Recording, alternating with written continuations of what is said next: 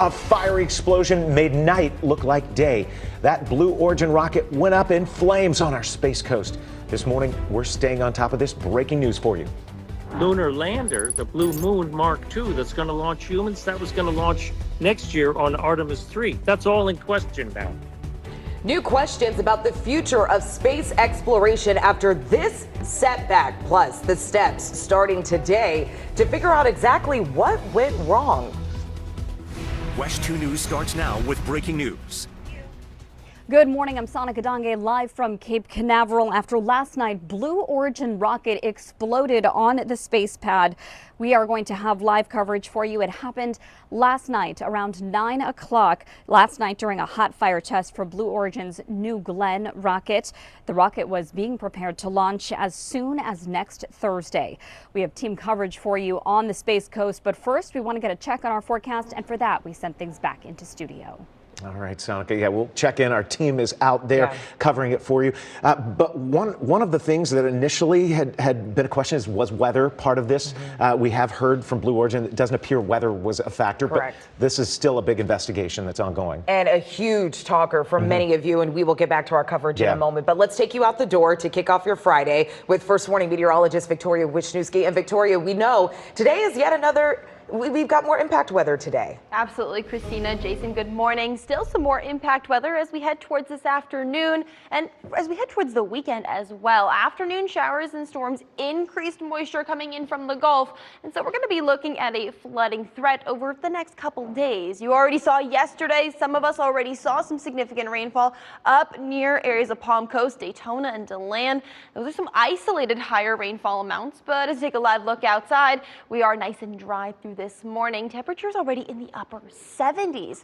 Let's take a look at some clouds moving in, but good news, radar nice and dry. 75 in Orlando, 75 in Titusville. Good morning to Sanford, coming in at 74 degrees. Out the door, we are going to be moving into the 80s, but quickly the humidity is going to be a huge factor, and we'll be timing out all your showers and storms coming up in the next couple of minutes. All right, let's get a check of traffic. Megan, good morning. Good morning. Very quiet this morning, Victoria. Heading out the door I-4. This is looking in Volusia County along I-4 near the I-95 interchange. No delays this morning. Of course, only 5:01 on your Friday, but school is out, so the roads this morning should be relatively quiet. Heading out the door near the Winter Park area. Same thing here. This is looking live from our tower camera here at West 2 near the Lee Road exit, looking up towards Maitland. Nice quiet start both directions. It is a Friday. We'll take a look at some of those TSA wait times at Orlando International Airport in just a few minutes. Breaking news this morning, the night sky lighting up last night as Blue Origin's New Glenn rocket explodes on the launch pad at Cape Canaveral Space Force Station. The company saying they experienced an anomaly during a hot fire test. NASA Administrator Jared Isaacman is expected at Kennedy Space Center today.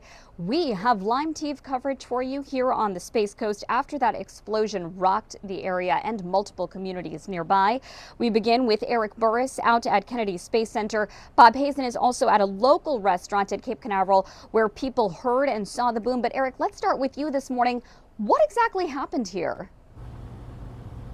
Right. So before launch, you have to think about these things as being so complex. And so a very typical process is you get a rocket out to the pad, completely empty of fuel. You fuel it up, make sure that the pressurization is good, and then you run what is referred to as a static fire test.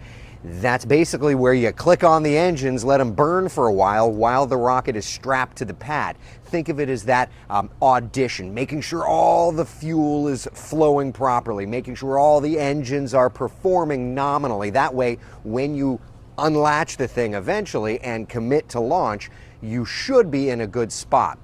That said, obviously we saw an anomaly yesterday. The thing exploded. And looking at the video, take a look at this real fast. I want you to take a look. Oh yeah, that blew up. That is not normal.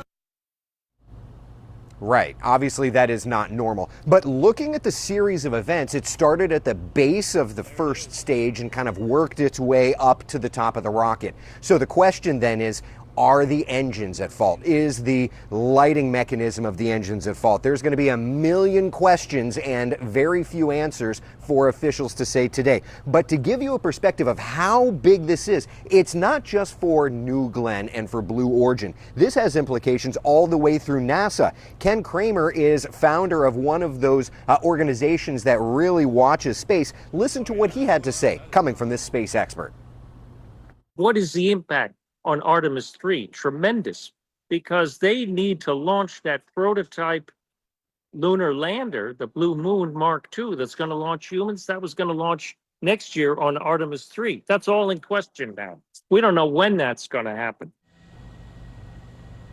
And that was a vehicle that was going to be launched on New Glenn. And the idea was, obviously, New Glenn was going to not only support Artemis 3, but was going to launch several different missions, putting things in place on the moon for Artemis 4, 5, and 6.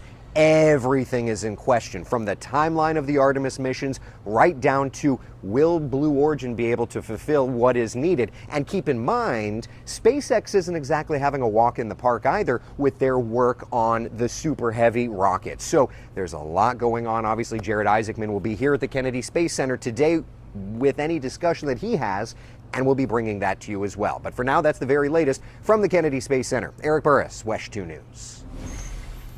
There's certainly still a lot of questions here, Eric, and this is going to be the first time that Jared Isaacman and fellow space experts are going to be able to put eyes on the ground in the sunlight, because again, this happened in the middle of the night. The U.S. Coast Guard is also warning boaters about debris in the water. Take a look at this map here showing you the part that they've blocked off along the coast. Space launch and recovery operations will be conducted within the area marked in pink.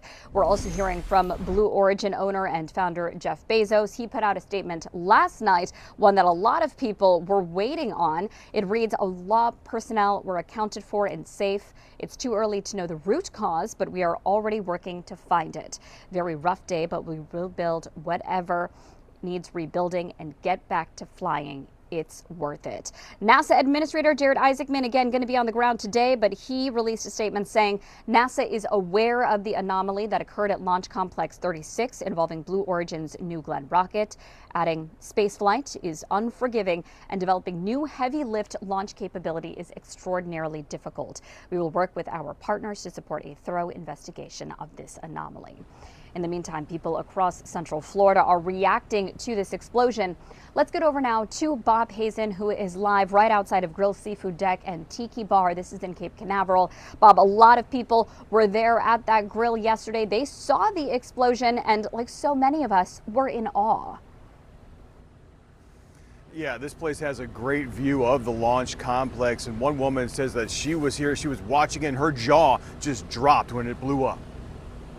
I didn't know if it was like a nuclear bomb. I know that's so extra, but I've never seen something like that in my life. I am 30 years old, born and raised in the Space Coast, and that was crazy. It shook the ground.